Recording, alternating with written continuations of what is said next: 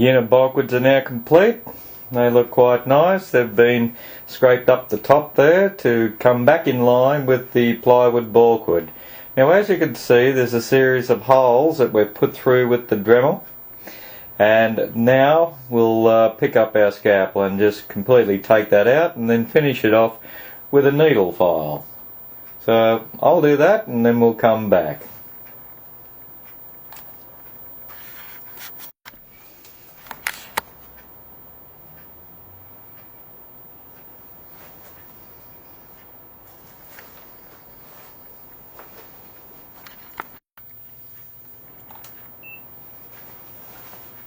The Lady Nelson, she's starting to look like a really pretty boat at this time. Now all of her ports are being cleaned out, her oar spaces are being cleaned, the decks are down.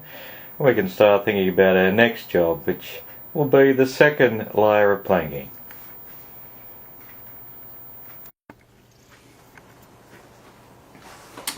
Welcome back, everybody.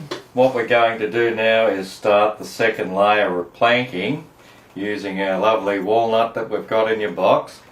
Now, there's obviously a couple of things that we've got to take into account first off, and that is, when do you start to taper and when don't you?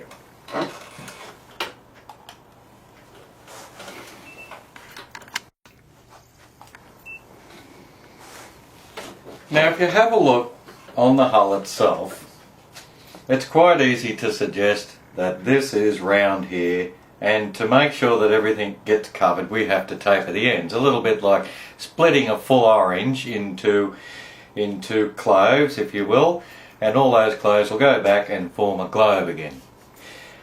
The first part of the boat is the bulkhead, and as you can see, that's a straight area of the bulkhead. It's straight from the back all the way around to the front. So we can quite honestly not have any taper on our planks, and you'll fit 4 planks in there without any taper at all.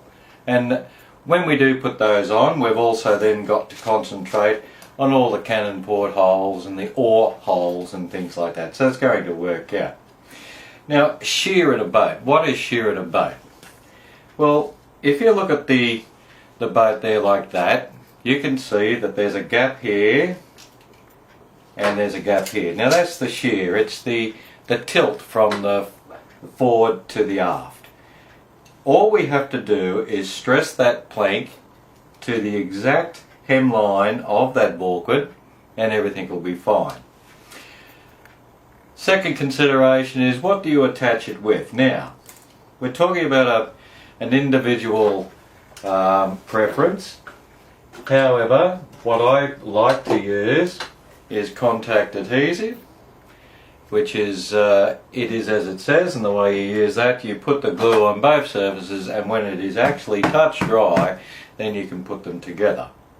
Another way of doing it is with the Sino, CA glue, super glue, and yet another way to do it is a little bit more working time in the super glue with a slow zapper gapper. But I'm going to use the method that we like to use with contact adhesive. You won't get any unsightly pinholes, which is good through the pins, and this is the final product. So watch me now as I go ahead and do this. The first thing that we've got to do is, like we have been doing, just place it on the stem like that, roll it on, no fanciness there, and just get a mark how much of the plank that you're going to use, and that's there. Now if you put those together then, because there's no tapering involved, it's really a simple matter of just picking up and cutting off the length of what we want to do. Now we have got a little bit of crimping to do around the bow, and there's no reason why we can't go through and use what we have been using all the time, which is our Amati crimpers, and just giving it a little crimp around to there until it stops, and there's probably no need for a crimp at the back. So let's do those 4, and as I go I'll just show you how we're going.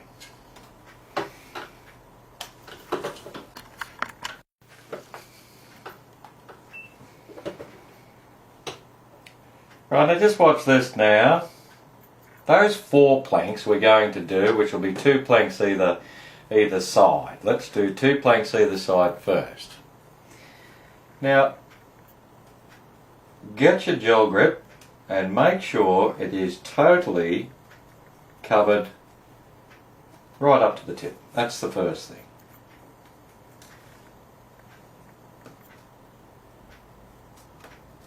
Keep them together and paint away. Now don't put too much on.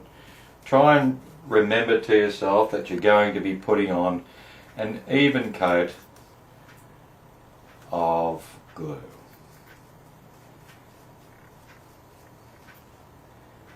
So you can see how long it's taking and how much I'm putting on.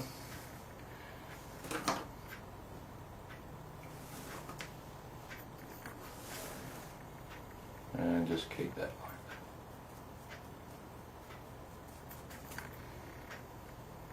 Alright, now when you've done that, I want you to separate these boards straight away, because the glue will react with the air and start sticking together. So just give them a quick separation. There you go, just like that.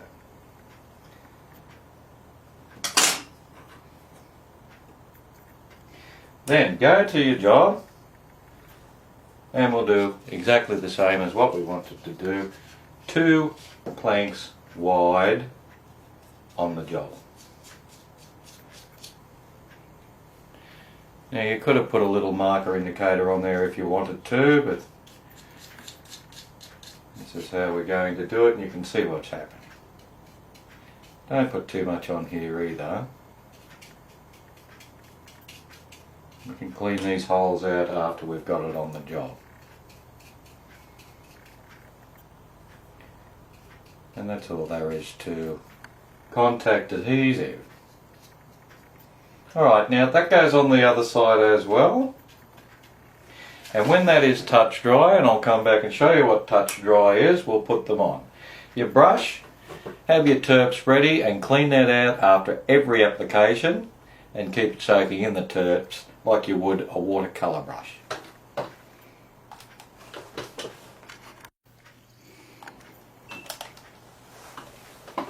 Now for those of you that haven't used contact before, this is what I'm talking about when I say touch dry. That is touch dry. You can actually touch them like that. Now the process is easy. You pick them up and we're going to follow this bulkwood line here, or the shear line. The first one that we've got to do has got to be right up in close in the stem and the top of bulkwood.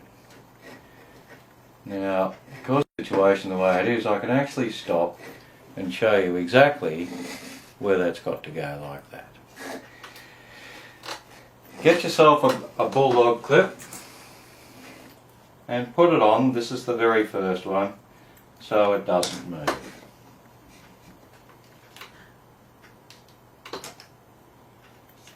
And then bring it around. As I said before, you can use your crimpers if you're finding it difficult. This at the moment seems to be going around quite well because it's a flat surface. And go all the way along, following the top of the bulkwood, which you've satisfied is exactly where you want it to be as per the drawings. All the inner bulkwood would meet up with that shear. Now that's it, sheared on. Now the very first plank is obviously the most important plank because it's a bit of a key plank, and then we just get up the next one, go right to the front of the boat as I said, push it right up into that stem, you can dispense of that now, and then follow it around precisely underneath the first plank that you put on. Leave no gaps, because all you're doing is running that plank now under the first one that you put on. And there it is, follow that shear. Get all the air bubbles out, make sure she's got good adhesion. Get right into that stem and press hard. Over to the other side and let's repeat it now. There's the first one.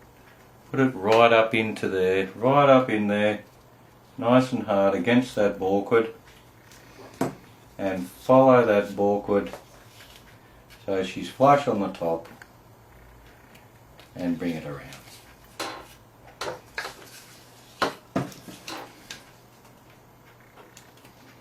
Getting this into a position is a little bit like a dog getting comfortable on the lounge. You've just got to find that position that you feel comfortable with. Because once this goes down, I am telling you, the only way that you will lift it will be with a sander and a scalpel. So be sure exactly where you want it to go before you press it down like that. Now I'm happy with that, and as I said, you are not going to move it. Okay, last one again, same thing. A little bit easier because you've got one to follow now, and push that up right into the fillet of the underside of that now there first plank. And there she goes. Do it slow and you'll get a much better and more accurate finish.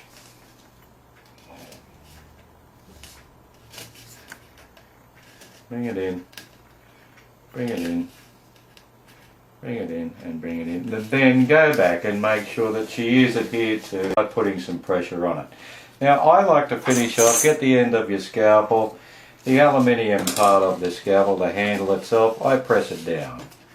And that ensures that I'll get exactly what it is that I'm after, and that's a nice adherement, or a nice contact. And there it is. Righto, now there's the first two planks. We've got two more without any tapers. I'll do that and we'll come back.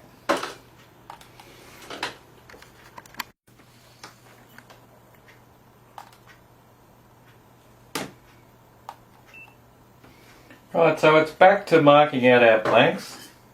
We've got the correct length of the plank. That's the length of the boat. An arrow towards the front of the boat so we know where the bow is, that'll be up like that. Another arrow to show what edge that we're going to taper off. An S for starboard, a P for port. Now that hasn't changed from our first layer of planking. Now here's the thing. We used to mark off where our midship section was and then place a plank there. The only difference now being, if I just get this starboard plank, we're working on the starboard side, put it there like that, bend it around and then release it. What we've got now is where the bend starts and finishes, which is around about there. Now, if it starts and finishes there, what it's telling us is that's where it's also got to be tapered from. So put a line there.